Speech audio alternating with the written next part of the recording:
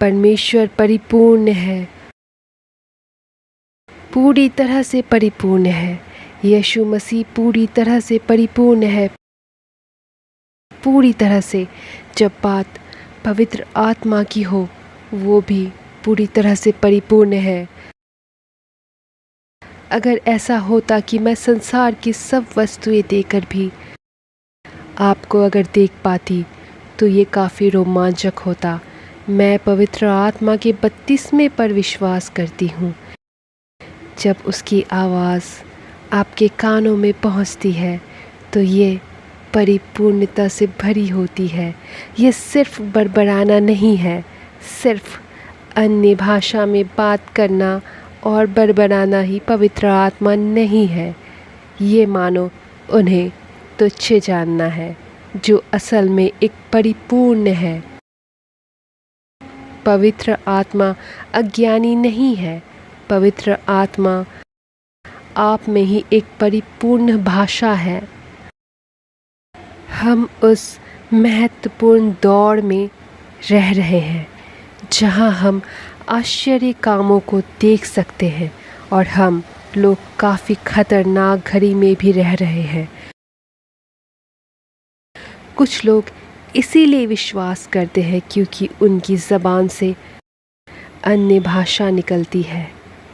हज़ारों लोग ऐसे भविष्यवाणियाँ करते हैं और कहते हैं कि पवित्र आत्मा के द्वारा ऐसा करते हैं,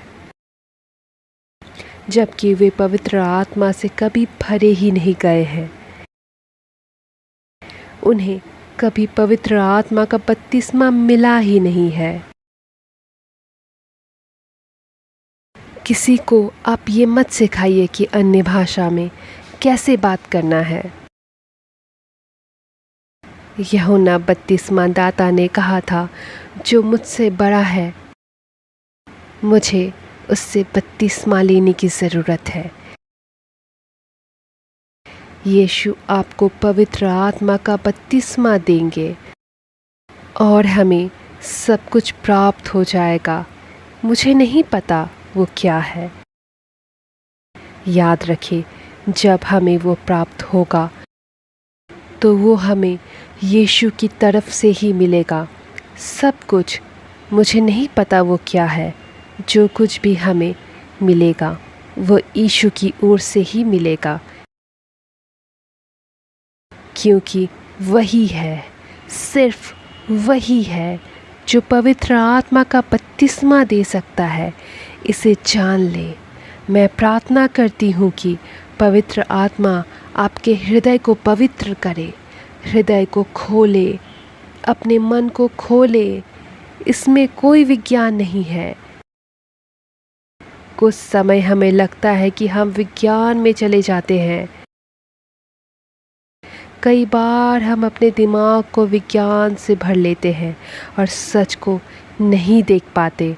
मुझे याद है कि पोलैंड के एक चर्च में बहन, जिसे विज्ञान के बारे में कोई जानकारी नहीं थी, उसने कभी पवित्र आत्मा से भरे किसी को भी नहीं देखा था। वो जब मंच पर आई तो डरी हुई अवस्था में मुझसे कहा, मैं चंगी हो गई हूँ। मैंने उससे कहा कि ये तो बहुत अच्छी बात है।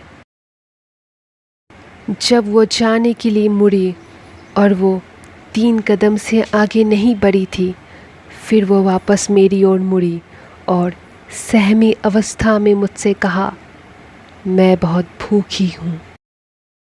मैं उकताई हुई और काफ़ी निराश हूँ।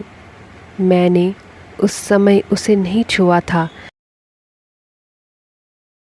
ना ही उसके लिए प्रार्थना की थी। बस उसी क्षण वो पवित्र आत्मा से भर गई और नीचे झुक गई। ज़मीन को छूने से कुछ ही पहले वो काफ़ी खूबसूरत भाषा में बात करने लगी, जबकि उसे किसी ने नहीं सिखाया था। पर यीशु ने उसे पवित्र आत्मा से भरा। वहाँ मौजूद लोगों के ऊपर पवित्र शांति छा गई। याद रखें, सिर्फ हल्ला करना पवित्र आत्मा की निशानी नहीं। हमेशा याद रखें, उस सिविक्स ऑडिटोरियम में 5,000 लोगों की धड़कनें एक सुर में धड़कने लगी और आप सिर्फ उनकी सिसकियां ही सुन सकते थे।